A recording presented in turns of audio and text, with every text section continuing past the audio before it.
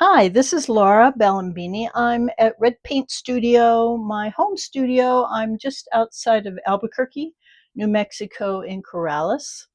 I'm working on some, what do I call these? These are kind of studies. These are paper studies to be used for a painting later. But I'm taking a little break from my own work and following along with a assignments with an online workshop called Art Fuel Studio. Art Fuel Studio. Two women have designed an online class devoted to painting, color, composition, all the basics, I want to say, that I've had in art school, but ignore mostly. And I'm going back to kind of refresh myself as well as see what elements I have not been using enough of, just so that my work is new and fresh when I go back. And when I do go back to painting, I want to do more bigger abstracts, layered abstracts. But our assignment today was to do cutouts, and I'm going to do a couple little more here. Do cutouts with primarily darks and lights, no color. We have gray, black, white, and there was supposed to be a beige, but I didn't have a beige, so I'm using kind of a very muted, dusty pink for my beige, which I actually now really like. I've never been a pink person, but now I like it. But I'm combining all my shapes. These are shapes over here. I'll show you that in a, maybe not. I'll show you some. There's like a handful of shapes that I've cut out, and I'm combining them on paper for studies, and then I'll photograph the studies individually and kind of turn them around and see which way I want to work on one of them as a painting for as I follow along with the workshop called Art Fuel Studio. So that's what I'm doing today. Let me get back down here where I can work so I can see.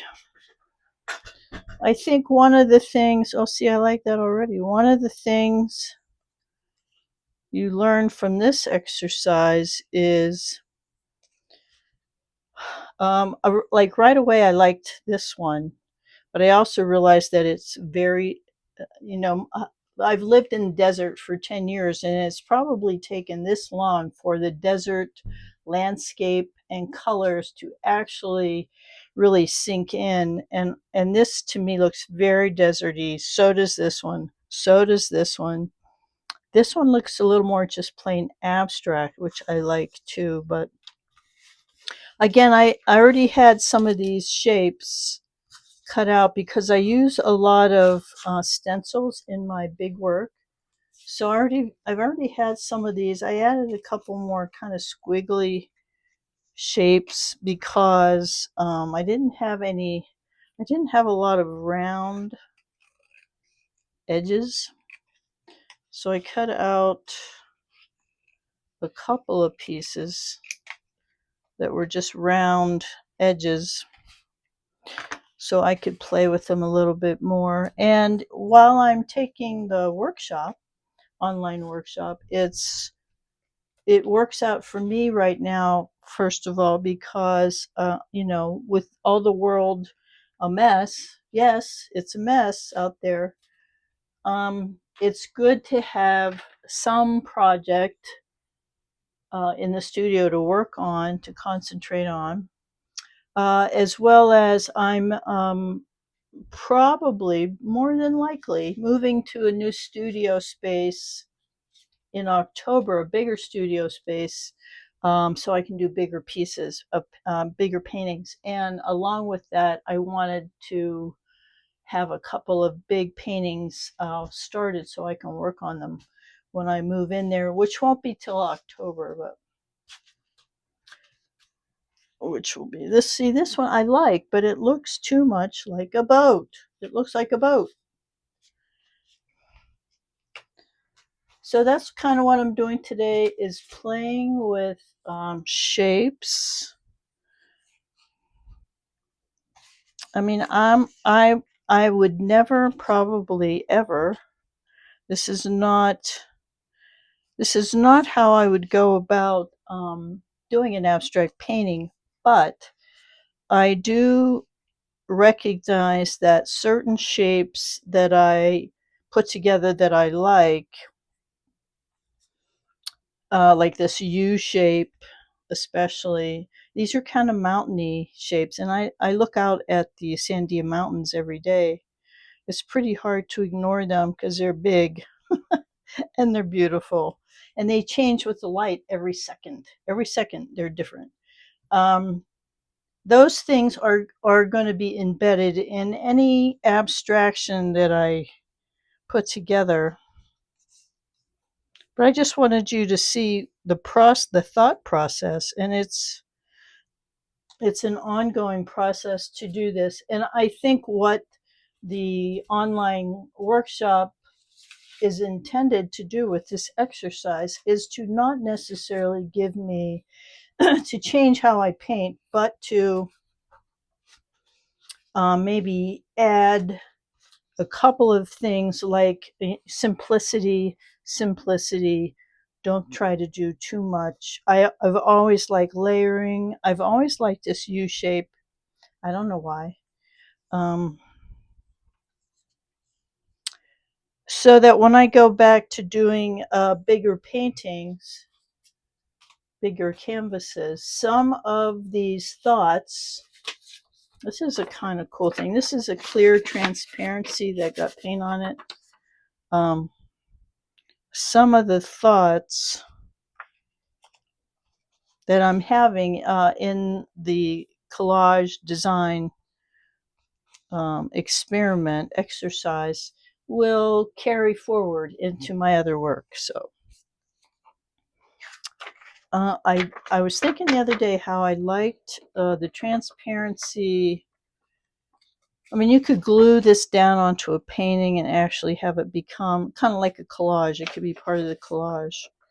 And I have a bunch of that somewhere. I'm going to go dig it out, because when I do the big ones, I might want something like that as part of the piece.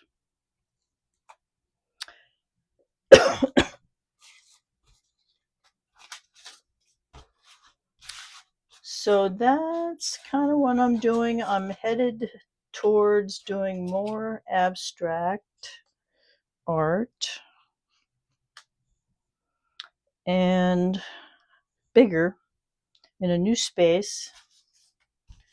And one of these for my class, I haven't decided. One of these is going to be used for my class assignment.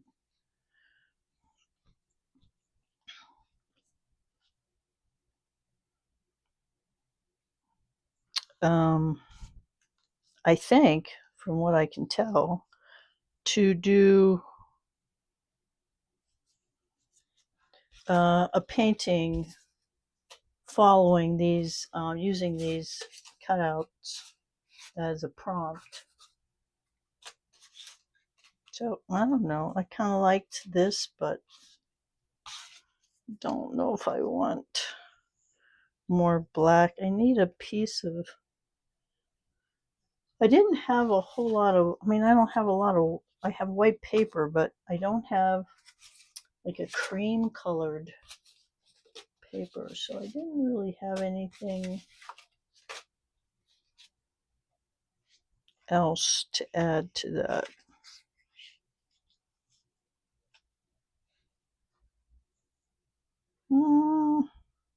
That's all right. This same process is very close to the process as you're painting, especially in abstract. As you're looking and changing, adding shapes and changing colors, your brain is asking you, what goes there, and do I like that there, and what happens if I move this, and all those things are happening at if you've painted a lot, it happens faster and faster. It's like, I don't like that. I'm moving this. Oh, I don't like that color. It belongs over here. But this is training your brain to know intuitively what you like, what shapes you like, at least composition. I am planning on doing a bunch of 24 by 24 squares, so actually doing these in a square rather than a rectangular shape is good for my memory to adjust for later on. So what I'm going to do next is, see, I think this one's too complicated, but there's still something I like about it. That's not it. And that's not it. Nope. It was right the first time. What I'm going to do is, I don't know, do we need this? I don't know if we need this. That's what I mean. That's how when I paint abstract, it's the same process, except that because these are actual pieces, you can move them around, take them out, change them.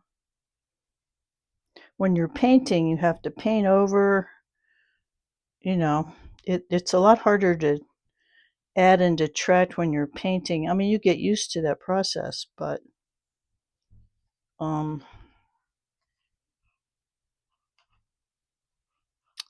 it's I definitely see an advantage, and that's why I have all these. That's why I have all of these pieces. Like I've got like files and files of pieces of stuff from different paintings. So I already had these. I'm using a lot of what I already had. I added a few pieces, but that's an advantage because you can move things around and then take note. And then what I'll do is glue down, not like hard, either tape or just sticky tack, glue down the ones I like. And so far, I like all of these, which is fine.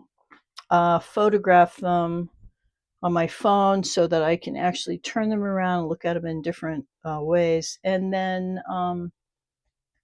what I did learn from class, which I think I knew about but never downloaded it, there's an app that turns images into light and darks, like contrast and like highly contrast, less contrast, and put a few in there and see if I actually like the darks going light, the lights going dark, that kind of stuff. And then from these, I'll pick out one to carry forward for class.